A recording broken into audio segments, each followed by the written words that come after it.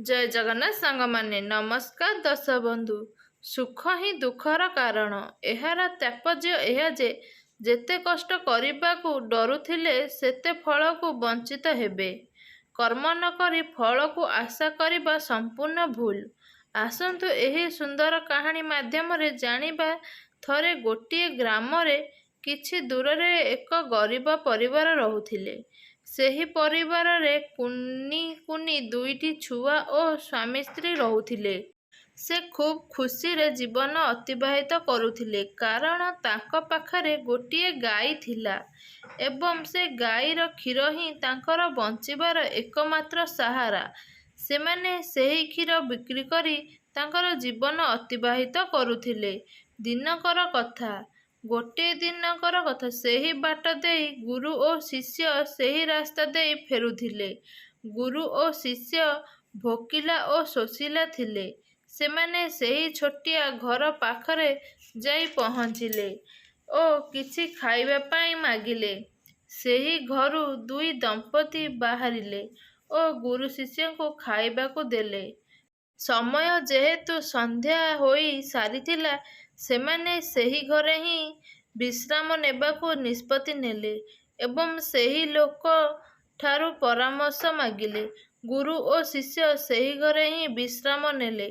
ରାତିରେ ସେମାନେ ଲୋକଟିକୁ ପଚାରିଲେ ଯେ ତୁମ ଘରକୁ ଲାଗିକି ଏତେ ସୁନ୍ଦର ଜମି ଲାଗି ରହିଛି, ଏସବୁ କାହାର? ଲୋକଟି କହିଲା, ଏସବୁ ମୋର ନିଜର ହିଁ ଅଟେ। ଗୁରୁ ଜଣକ କହିଲେ, ଏହି ଜମିରେ ତ କିଛି ଚାଷ କରାଯାଇ ନାହିଁ, ତାହେଲେ ତୁମେ ଚଳୁଛ କେମିତି?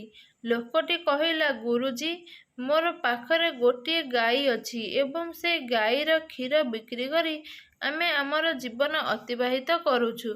ସେମାନେ ସମସ୍ତେ କଥାବାର୍ତ୍ତା ହୋଇସାରିବା ପରେ ନିଜ ନିଜର କକ୍ଷକୁ ଚାଲିଗଲେ।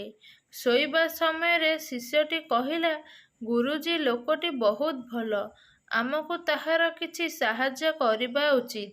ଗୁରୁଜୀ କହିଲେ, ଠିକ୍ ଅଛି, ତେବେ ଶୋଇପଡ଼।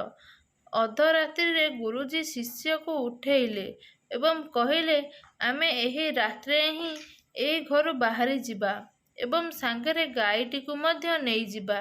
ଶିଷ୍ୟ କିଛି ବୁଝିପାରିଲା ନାହିଁ। ସାହାଯ୍ୟ କରିବା ଛାଡ଼ି ତାଙ୍କର ଏକମାତ୍ର ଜୀବିକାକୁ ଛଡ଼େଇ ନେବା ପାଇଁ ଗୁରୁଜୀ କହୁଛନ୍ତି, ହେଲେ ଗୁରୁଙ୍କ ଆଦେଶ ମାନିବାକୁ ପଡ଼ିବ।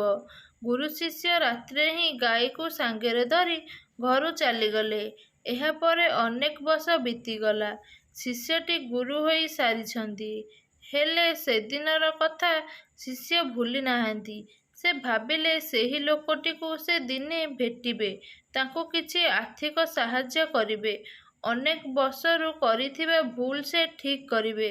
ଶିଷ୍ୟ ସେହି ଜାଗାକୁ ଯାଇ ପହଞ୍ଚିଲେ ଆଉ ଦେଖିଲେ ଯେ ସେଠାରେ ଆଉ ଭଙ୍ଗା ଘର ନାହିଁ, ଗୋଟିଏ ସୁନ୍ଦର ଘର ଅଛି ଏବଂ ଚାରିପଟେ ଏକ ସୁନ୍ଦର ଫଳ ବଗିଚା ମଧ୍ୟ ଅଛି।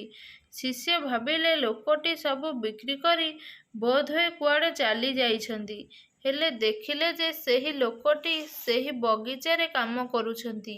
ଶିଷ୍ୟ ଜଣକ ଲୋକଟିର ପାଖକୁ ଗଲେ ଏବଂ ପଚାରିଲେ, ତୁମର ସେ ଛୋଟ କୁଡ଼ିଆ କୁଆଡ଼େ ଗଲା? ଲୋକଟି ମଧ୍ୟ ଶିଷ୍ୟକୁ ଚିହ୍ନି ପାରିଲା ଏବଂ ସେ କହିଲା, ସେଦିନ ତୁମେମାନେ କାହିଁକି ଅର୍ଦ୍ଧରାତ୍ରିରେ ଚାଲିଗଲ ମୁଁ ଜାଣିନାହିଁ। ସେଦିନ ମୋର ଗାଈ ମଧ୍ୟ କୁଆଡ଼େ ଚାଲିଗଲା। ଯେତେ ଖୋଜିଲେ ବି ମୁଁ ପାଇଲି ନାହିଁ। ଫଳରେ ମୁଁ ଭାଙ୍ଗି ପଡ଼ିଲି, କାରଣ ଖାଇବା ପାଇଁ ଆମ ପାଖରେ କିଛି ବି ନଥିଲା। ହେଲେ ବଞ୍ଚିବା ପାଇଁ ତ କିଛି ନା କିଛି କରିବା ପାଇଁ ହେବ। ତାପରେ ମୁଁ ଚାଷ କରିବା ଆରମ୍ଭ କଲି ଏବଂ ଧୀରେ ଧୀରେ ଗୋଟିଏ ବଡ଼ ବଗିଚା ତିଆରି କଲି। ଏବେ ମୁଁ ଆଖପାଖ ଏରିଆରେ ଗୋଟିଏ ବଡ଼ ଫଳ ଚାଷୀ ରୂପରେ ଜଣାଯାଉଛି। ତାପରେ ଶିଷ୍ୟ ବୁଝିପାରିଲେ ଯେ ଗୁରୁଜୀ ଏମିତି କାହିଁକି କଲେ। ସେହି ଗାଈ ପାଇଁ ହିଁ ସେହି ଲୋକଟି କିଛି ବି କାମ କରିପାରୁନଥିଲା।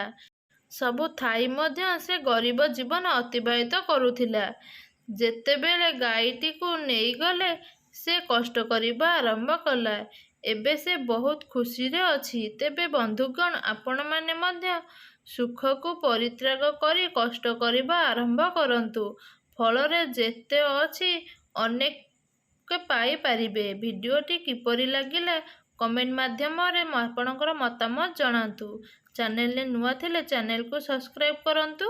ଭିଡ଼ିଓଟି ଭଲ ଲାଗିଥିଲେ ଲାଇକ୍ କରନ୍ତୁ, ସେୟାର କରନ୍ତୁ। କମେଣ୍ଟ ବକ୍ସ ମାଧ୍ୟମରେ ଆପଣଙ୍କର ମତାମତ କ'ଣ ଲେଖିବା ପାଇଁ ଜମାରୁ ବି ଭୁଲିବେନି। ରହୁଛି ନମସ୍କାର, ଜୟ ଜଗନ୍ନାଥ। ପୁଣି ଦେଖା ଗୋଟେ ସୁନ୍ଦର ଭିଡ଼ିଓ ସହିତ।